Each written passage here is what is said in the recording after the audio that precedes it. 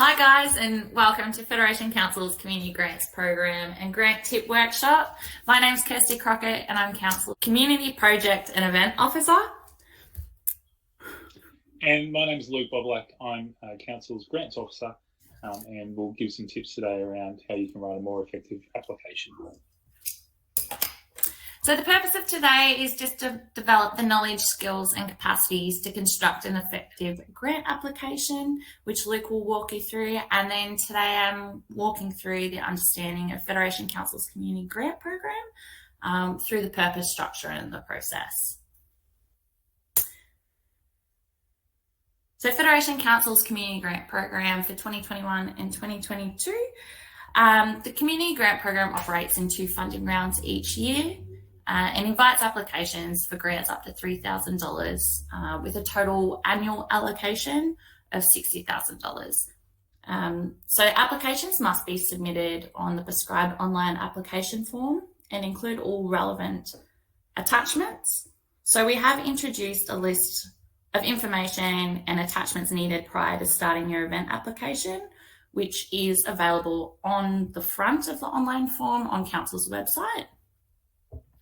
So round 1 for 2021-2022 opened on August 9th and will close at 5 p.m. on September 17th. Round 2 for 2021-2022 opens on February 7th and will close at 5 p.m. March 18th in 2022. And Kirsty, can I just check what happens as a grant applicant if I submit my application after that 5 p.m. deadline? So being an online form, it does have an automatic time turn off. So after 5 p.m, that form actually is no longer live on our website. So you won't, unfortunately, be able to submit any time after 5 p.m.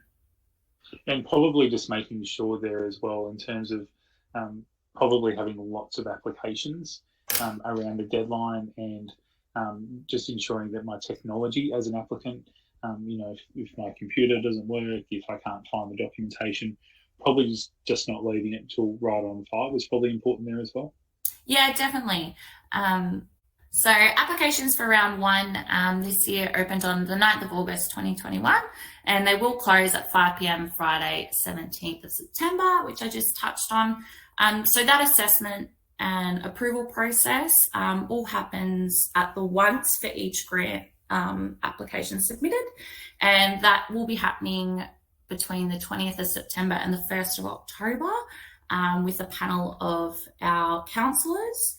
And so the announcement of successful projects, programs or events does happen at the October council meeting with funds coming out straight after that.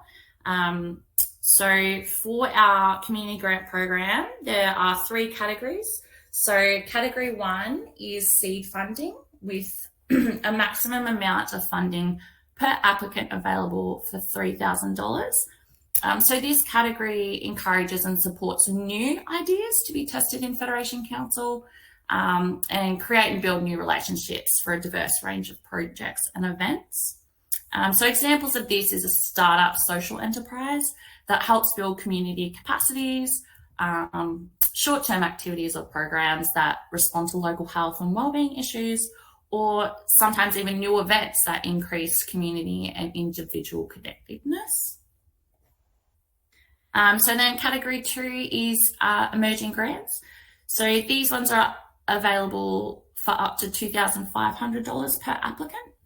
And these ones sort of aim to nurture a sense of community pride and awareness for emerging projects, support community groups with volunteering, improve the skills of the community and create a strengthen community collaboration and partnerships. So examples of this is extending a current project that exists to make it more accessible and inclusive, such as a community garden to include a children's garden, or promotion of a community or cultural program run by a local non-for-profit organisation, and or an extension of a community service project by adding a barbecue to a rotunda. So then category 3 is community events and programs grant. So these ones are available up to $1,500 per applicant, which does encourage events to be sustainable and financially viable, or foster partnerships between council and community groups. So examples of these ones is events or programs that want to increase its marketing and communication to attract a larger regional audience, or long-term events or programs that just want to refresh or revive its program by adding a new element. Kirsty, can I just ask a question around the Category 1 funding? If I've applied for funding for Category 1 project in previous rounds, am I able to apply for the same project again in that category? Unfortunately, no. These ones are definitely targeted towards testing new ideas in Federation Council, but that doesn't mean for the next year we can't assess and or change some things up to go into the emerging grant category, or even just into that community events or programs. And what about for the Category 3 funding? If the committee that I sit on, or the group that I sit on, is a 355 committee of council, are we able to apply there or to any of the categories? So 355 committees being a committee of council, unfortunately they can't be the applicant for our grants. However, they can be partnered with another community group that is the sole applicant. So, they're working together. 355s are assisting in, the venue that they maintain or whatnot for council. The community group just has to be the applicant, and 355s can work with them. Yes. Yeah. Okay. So the group that we collaborated with would have to be the lead applicant on the actual application. Correct. Yes. Yeah. Okay. Beautiful.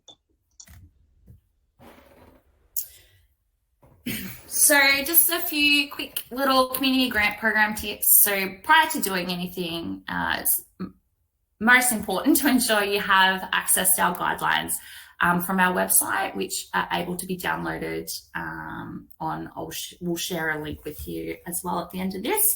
And it's important to be clear around the purpose of the funding rounds and your eligibility requirements within each category that I've just touched base on. We do have a PDF version of the online form questions that you can download from the same grant website link. So definitely download those to have a look at what you are expected to answer and the details sort of required within those questions. So ensure you have quotes, public liability insurance, and letters of support or evidence of the community need for your project, program, or event. Be precise and concise in project descriptions and the title and your objectives for the program, project, or event. Be able to demonstrate some level of community engagement, which does sort of link back into the evidence and community need for your project, program, or event and reason for your application. And it's important to note that only one project for each community group is able to be funded in each round of the community grant program. Explore options for collaborations with other groups or individuals with similar values or goals. This just works right into having that community support. When there's more than one group, it definitely works in your favour in your application if we do have an excess submission for each round. And think outside the box within those collaborations. I think current circumstances that we're facing definitely gives us an opportunity to be a bit more innovative and change some projects, programs, or events that we have done in the past to be amended and work a lot better in the future. So when filling out your online form, ensure that you save the progress whilst going through that. There is a save button at the end of each page. So it's important that you have the correct email address so you can pick that up at any given point and rather than start from scratch, start where you left off. If your project is funded, you will be expected to deliver against the terms of your funding deed. We do send out condition letters to each successful applicant. So that does outline what you do need to deliver against, and also we can always send back the original application that you sent through as well. And that will assist in acquitting your grant at the end. And of course, if you have any questions, to please reach out to myself at any time. My email will be at the end of the presentation. So I just thought I'd take people through some general grants tips. And for those people that were at the presentation that Kirsty and I and our colleague Jared Van Emmerich gave earlier this year, there'll be a little bit of crossover here, but I'll try and make these things as relevant as I can to the community grants program. So just some general things that you might want to think about when putting your application together, and also when gathering the information or the data and the evidence that support your application. So really important to be data informed. That's something we really value at Council in terms of our grants processes, and to be mindful there that data isn't just necessarily numbers or figures. Data is about evidence, and making sure you've got evidence that's really relevant to your application and to your program or project.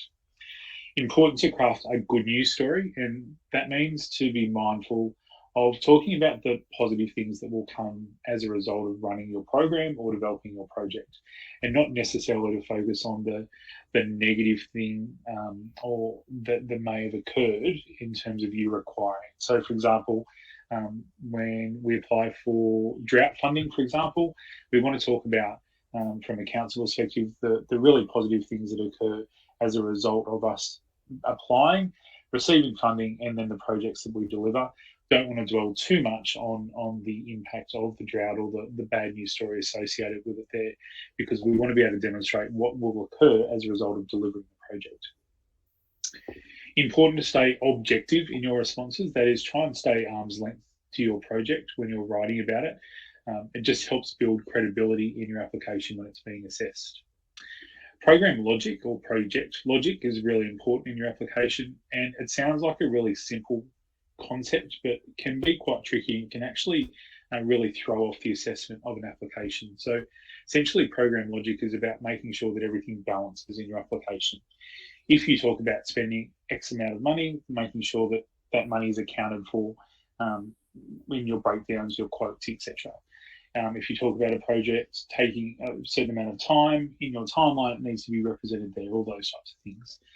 Again, helps build credibility and helps to give the people assessing your application a real sense that you're across all of the details.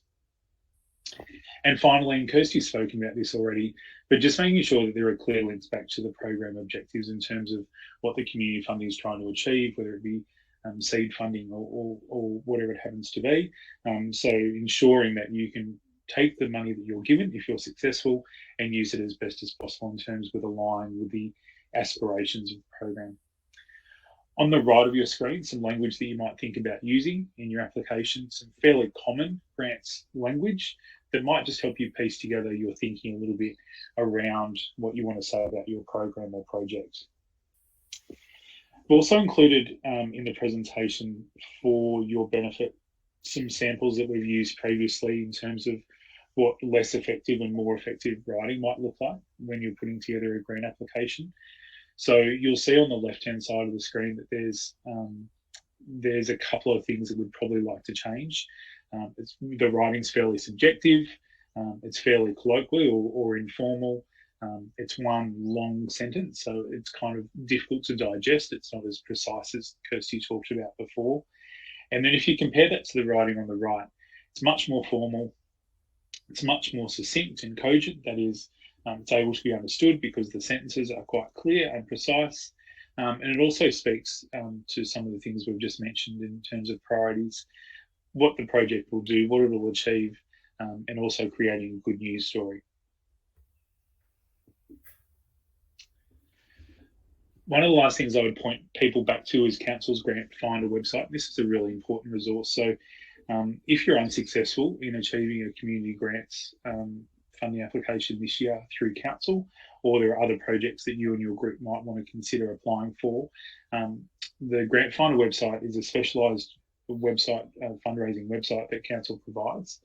It's specialised to people that live and work in our LGA. So anything that you can apply for as a member of the community in the Federation LGA will be available on this website, and council engages people to make sure that that is up to date and relevant, and all the information that applies to us is there as members of this community. You can see on the screen, at the time of putting this together, there was something like 1,100 grants worth an enormous amount of money, and that obviously constantly changes when grants come on and come off the table. But it's a really valuable resource. It's really easy to use. There's lots of filtering tools that will help you get exactly where you need to go.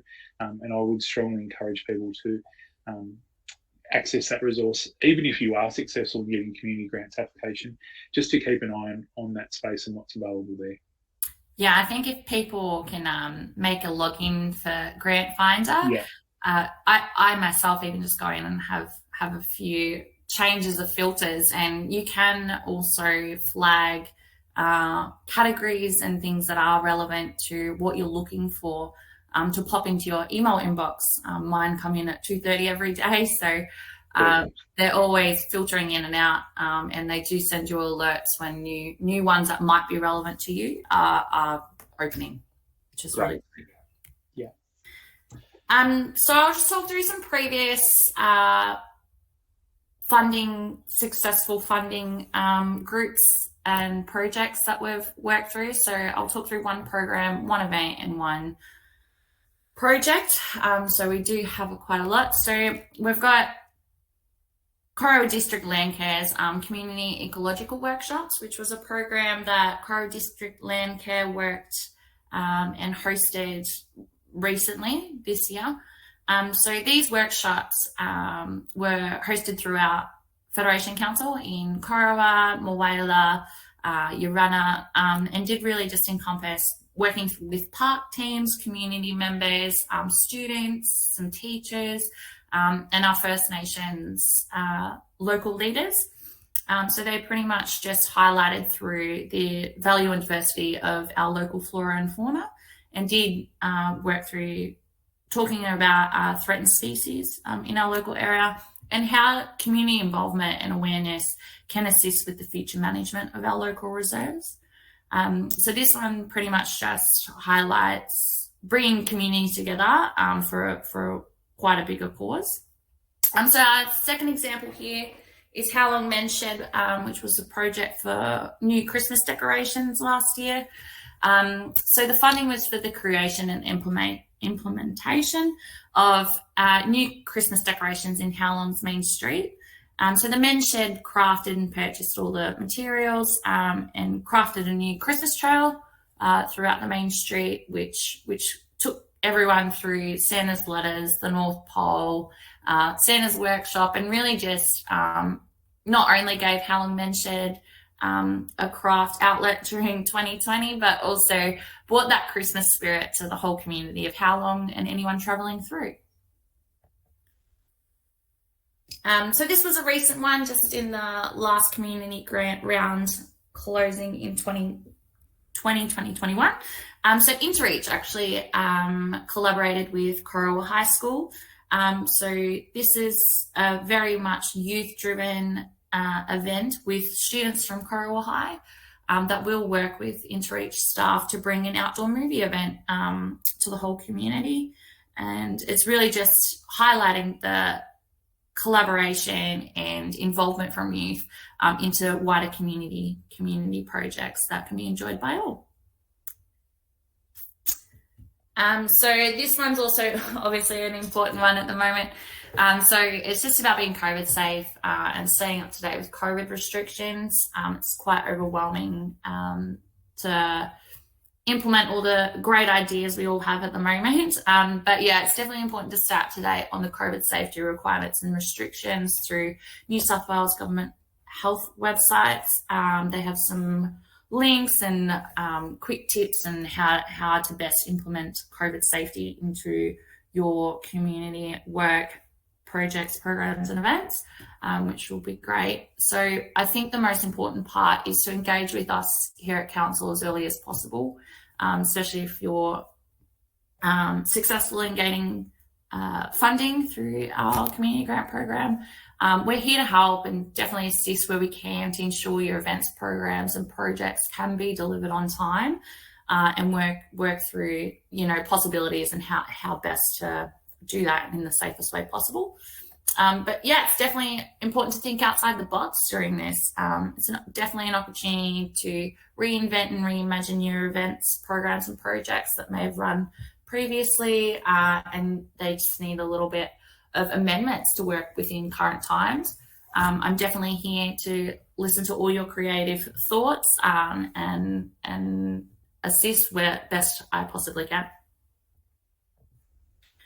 So Luke and I's email addresses are there. So if you have any questions about anything we've chatted to you today, feel free to send us an email. We're always definitely there to help and answer all the questions we possibly can. And if we can't, we'll definitely direct you to the people who can. So thanks so much, guys, for listening and coming along for our online workshop today. And Kirsty, I'll probably just say there too that if there are other grants related questions outside of what's in the presentation, I'm always really happy to take those at that email address as well. And good luck to people in their applications for community grants. Good luck, everyone. Hopefully talk to you all soon.